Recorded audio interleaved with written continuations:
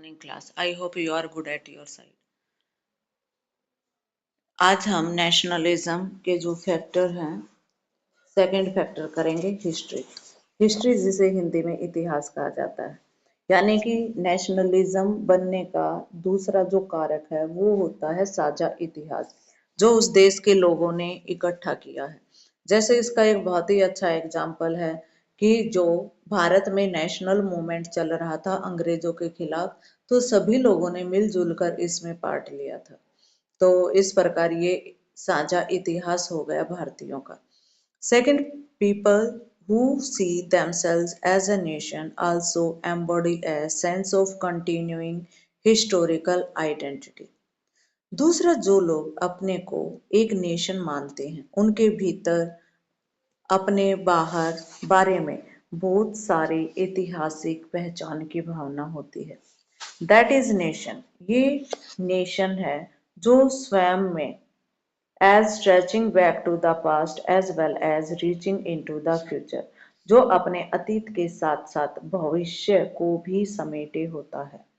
They articulate for themselves a sense of their own history by drawing on collective member, legend, historical record to outline the continuing identity of nation.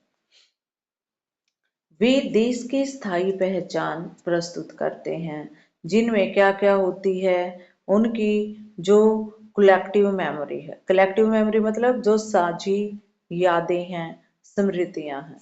Legend होता है बेटा किदवंती, मतलब कही कहाई, किस्से जिसे आप कह सकते हो। हिस्टोरिकल रिकॉर्ड मतलब ऐतिहासिक जो रिकॉर्ड किए गए हैं चीजें। To outline the continuing identity of the nation, इनके जरिए वो इतिहास निर्मित करते हैं, इतिहास बनाते हैं। Thus, nationalists in India invoke its ancient civilization and cultural heritage. तो इसी प्रकार भारत के जो नेशनलिस्ट हैं उन्होंने भी दावा किया है कि सभ्यता के बतौर भारत का लंबा और अटूट इतिहास रहा है। And other achievement to claim, और दूसरी भी उपलब्धियों का दावा किया है। India has had a long and continuing history as civilization, Bharat की एक लंबा इतिहास रहा है। And that this civilization continuing and unity in the basis of Indian nation, और ये सभ्यता यानी कि जो सिविलाइजेशनल कंटिन्यू है, अभी भी जो ये सभ्यता है, तो ये अभी भी कंटिन्यू है और इंडियन नेशन की यूनिटी का आधार है। जवाहरलाल नेहरू फॉर इंस्टेंस, उदाहरण के लिए जवाहरलाल नेहरू जी ने अपनी एक पुस्तक लिखी थी और उस पुस्तक का नाम है डिस्कवरी ऑफ इंडिया, भारत की खोज। तो इसमें नेहरू जी ने बताया है कि किस प्रकार भारत में विभिन्न धर्म और जातियों के लोग रहते हैं। Though outwardly there was diversity and infinite variety among the people, कि यहाँ पर लोगों में विविधता है और अनगिनत विभिन्नताएं भी हैं। Everywhere there was that tremendous impress of oneness. तो यहाँ पर एकात्मकता की वह जबरदस्त छाप है जो युगों युगों से हमें जोड़े हुए है। Which held all of us together in as past, यानी कि जो अतीत से हमें जोड़े हुए है। वट एवर पॉलिटिकल फेट और मिसफॉर्च्यून हैड फॉलन अस, तो हमें जो भी पॉलिटिकल भविष्य या दुर्भाग्य झेलना पड़ा है वो नेशनलिज्म के होते हुए साथ साथ झेला है। टेरिटरी, तो नेक्स्ट फैक्टर जो थर्ड है वो है टेरिटरी। टेरिटरी होता है भूभाग, यानी कि कोई भी नेशन बनने के लिए उसे भूभाग की भी जरूरत होती है। Nations identify with a particular territory, तो नेशन की पहचान एक निश्चित भूभाग होता है। शेयरिंग अ कॉमन पास्ट, यानी कि वो वाला भाग जिसमें लोगों ने अपना कॉमन अतीत शेयर किया है। Living together on a particular territory over a long period of time, जिसमें लंबे समय से लोग उस भूक्षेत्र में रह रहे हैं, gives people a sense of their collective identity। तो इसी से उन लोगों में सामूहिक पहचान की भावना पैदा होती है। It help them to imagine themselves as one people। इसी से उन लोगों में एक होने का एहसास पैदा होता है। It is therefore not surprising that people who see themselves as a nation speak of a homeland।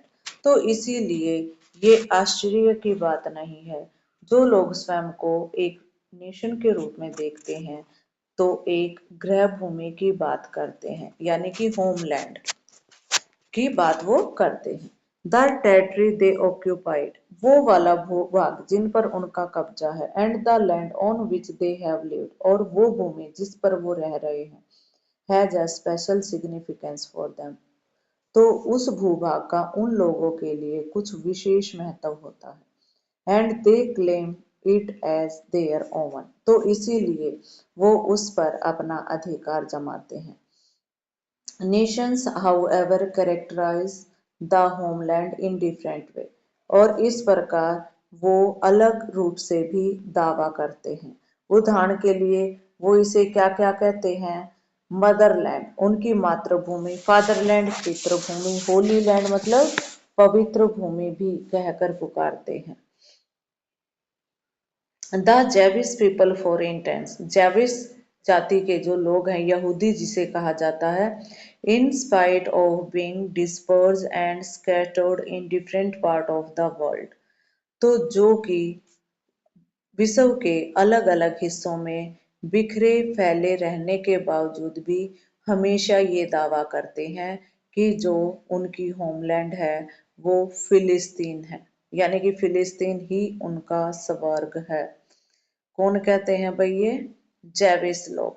Claim that their original homeland was फिलिस्तीन द प्रोमिस्ड लैंड, यानी कि उनका स्वर्ग क्या है? फिलिस्तीन कंट्री ही है, जबकि उनको वहां से निकाल रखा है और वो विश्व के अलग अलग भागों में रहते हैं।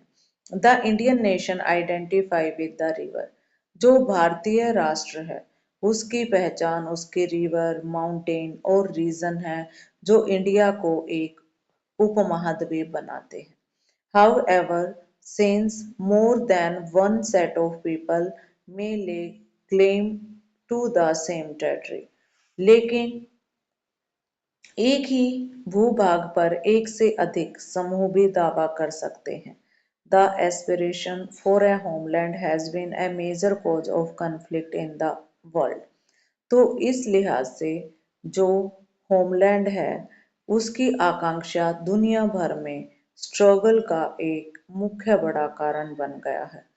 शेयर्ड पॉलिटिकल आइडल्स, साझे राजनीतिक आदर्श, तो इसमें बताया गया है कि किस प्रकार लोगों ने राजनीतिक आदर्शों को इकट्ठा सहन किया है, तो इस कारण भी वो नेशनलिज्म के का हिस्सा बनते हैं। Fourth, while territory and shared historical identity play an important role in creating a sense of oneness, तो अपना जो भू क्षेत्र है और साझा इतिहास की पहचान भी लोगों को एक होने का राह बताती है। It is a shared vision of future and collective aspiration to have an independent political existence that distinguishes group from nation। लेकिन भविष्य के बारे में साझा नजरिया और अपना इंडिपेंडेंट पॉलिटिकल एग्जिस्टेंस बनाने की सामूहिक चाहत की मुख्य बात यह है कि जो member of a nation share a vision of kind of state they want to build, कि वो राष्ट्र को बाकी समूहों से अलग करती है। They affirm among other things a set of values and principles such as democracy, secularism, liberalism। तो वे इस तरह का राज्य बनाना चाहते हैं जो बाकी चीजों से अलग, यानी कि उनको डेमोक्रेसी भी चाहिए, सेकुलरिज्म भी, और उदारवाद जैसे मूल्य और सिद्धांतों को जो स्वीकार करता है। These idols represent the term under which they come together.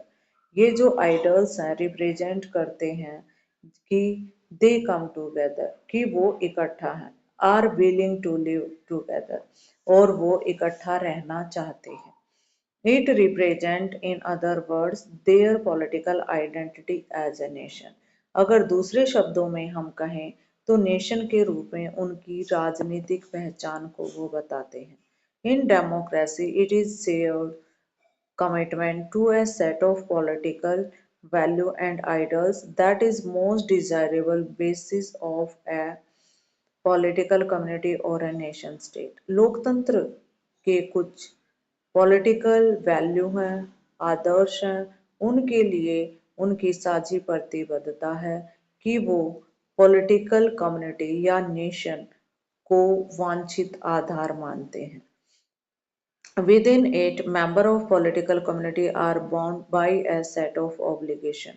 इसी के साथ राजनीतिक समुदाय के साथ वो कुछ ऑब्लिगेशन जिसे दायित्व कहा जाता है तो इन दायित्वों से बंधे होते हैं.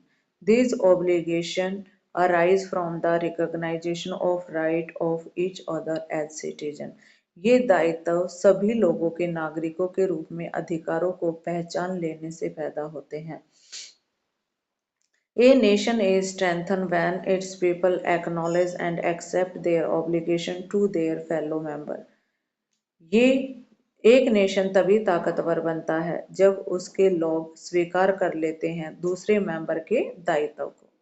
We might even say that recognition of this framework of obligation is the strongest test of loyalty to the nation. तो इस प्रकार हम कह सकते हैं कि अगर वो अपनी ऑब्लिगेशन यानी कि जिम्मेदारियों को मान लेते हैं तो राष्ट्र के प्रति वफादारी उनकी सबसे बड़ी परीक्षा होती है. इसी के साथ आज की वीडियो समाप्त होती है. Thank you. Have a nice day.